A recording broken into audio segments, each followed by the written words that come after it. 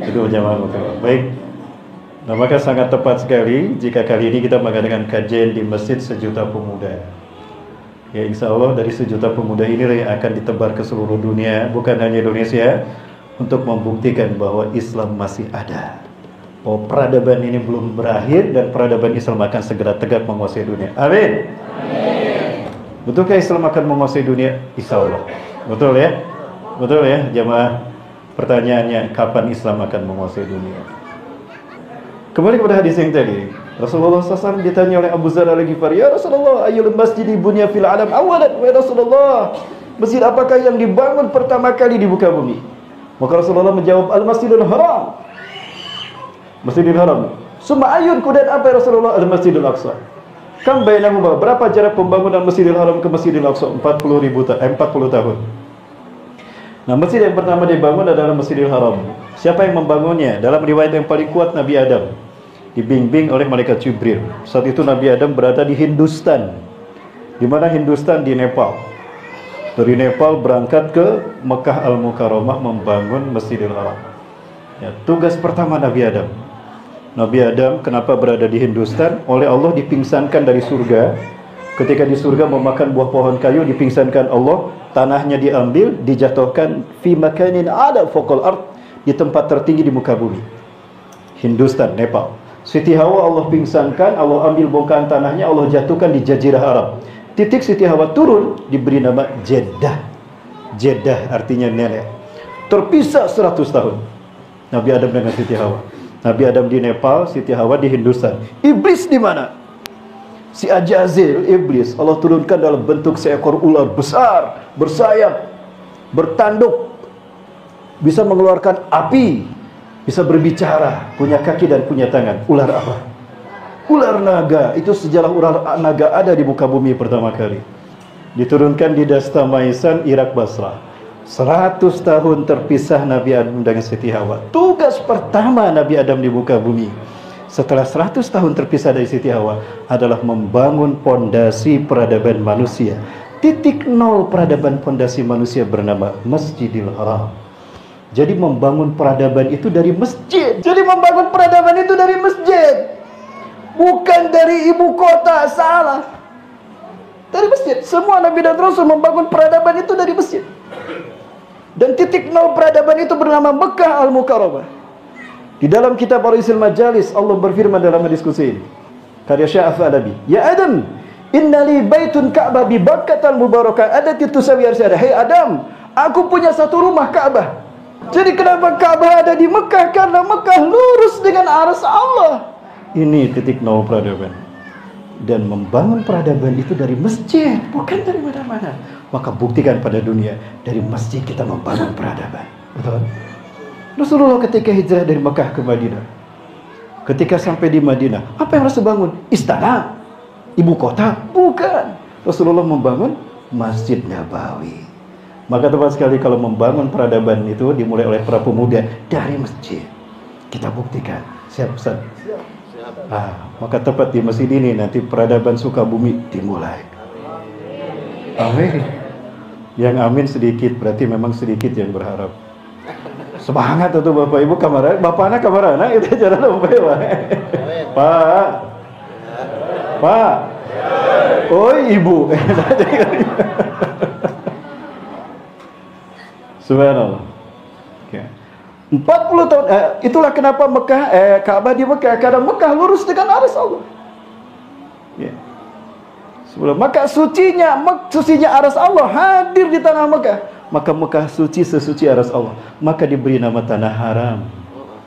Inna hadzal balad haramahullah yauma khalaqas samawati wal ard fahuwa haramun bi hurmatillah ila yaumil qiyamah. Sesungguhnya negeri Mekah ini Allah sucikan dia, Allah haramkan dia di hari Allah ciptakan langit dan bumi. Maka Mekah akan tetap suci dengan kesucian Allah sampai hari kiamat. Itu kata Rasulullah SAW. Ya, 40 tahun kemudian Nabi Adam dibimbing lagi oleh malaikat Jibril. Perintah kedua, hai Nabi Adam, apa itu? Membangun Masjidil Aqsa. Membangun Masjidil Aqsa. Masjid yang kedua 40 tahun kemudian dibangun di muka bumi. Ya, Masjidil Aqsa. Aqsa artinya paling jauh. Jarak dari Masjidil Haram ke Masjidil Aqsa 1233 km. 1233 km. Ini jarak Isra Mi'raj. Isra yang ditempuh Rasulullah SAW dari Masjidil Haram ke Masjidil Aqsa. Aqsa artinya paling jauh. Ya, seperti kaburo besar akbar, paling besar. Hasuna bagus, ahsan paling bagus. Soburo kecil, asgar asli Garut. Asli Garut. Nah, jadi peradaban manusia membentang dari Masjidil Haram ke Masjidil Aqsa. Artinya, titik nol peradaban kita adalah Masjidil Haram, dan titik akhir peradaban manusia adalah Al-Masjidil Aqsa. Artinya apa?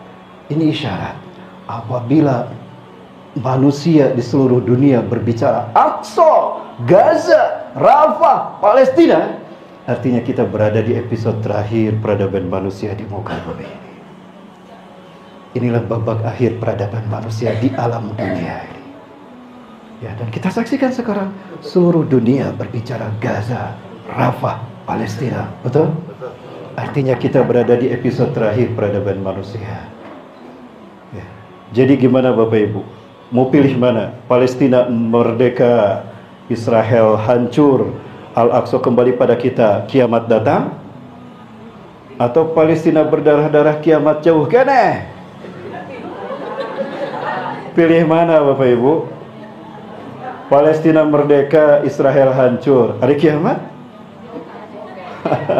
Tidak ada pilihan yang ketiga. Bapak Ibu yang rahmat subhanahu wa ta'ala. Nah, hari ini kita menyaksikan dunia berbicara Palestina, kan? Dunia berbicara Gaza, dunia berbicara Masjidil Aqsa. Mau tidak mau, inilah takdir yang harus kita terima. Artinya, kebangkitan Islam tersisa satu lagi di muka bumi sebelum hari kiamat.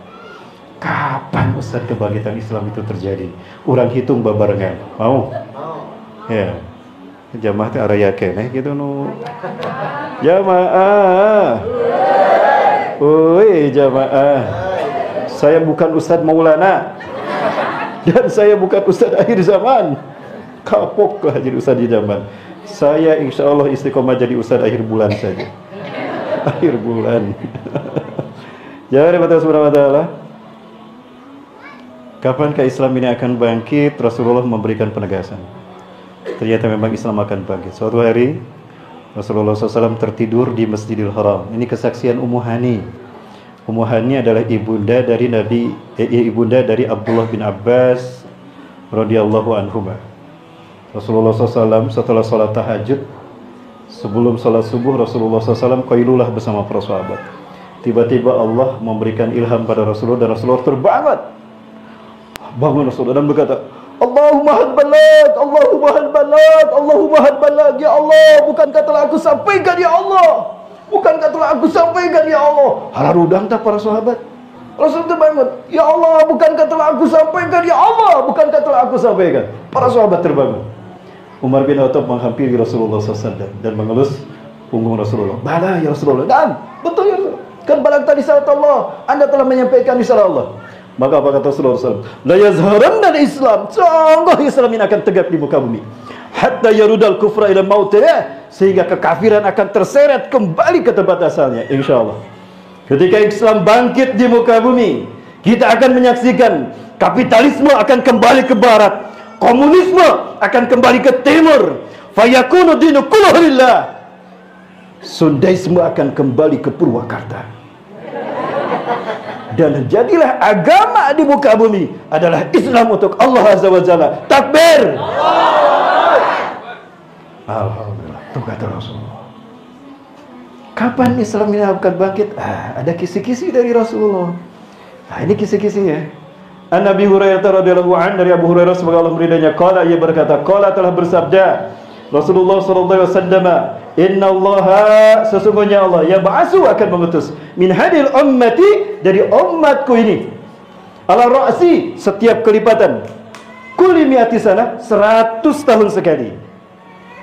Jadi 100 tahun sekali setelah Rasulullah wafat akan muncul man yujaddidu dinaha, seseorang yang akan memperbaiki urusan agamanya, memperbaiki urusan ummah, memperbaiki peradaban masjid, memperbaiki peradaban umat Islam, mempersatukan umat dalam satu tahta kepemimpinan. Ada tahta wahidah, riayatan wahidah, kepemimpinan yang satu. Ya. Dan Islam akan memimpin dunia 100 tahun sekali. Umat Islam yang terakhir memimpin dunia adalah Turki Utsmani. Tadi sudah dilihat filmnya kan? Umat Islam yang terakhir memimpin dunia Turki Utsmani. Dan Turki berakhir di 3 Maret 1924. Betul? 3 Maret 1924. Nah, andai angka 1924 kita ambil, kita tambah 100, hasilnya berapa? 2000? Betul matematikanya? 2024. Ariana tahun sabaraha? Apakah ini tahun kebangkitan Islam? Insya Allah. Insya Allah. Subhanallah. 2024. Pertanyaannya, siapakah yang akan Allah pilih untuk memimpin kebangkitan Islam ini?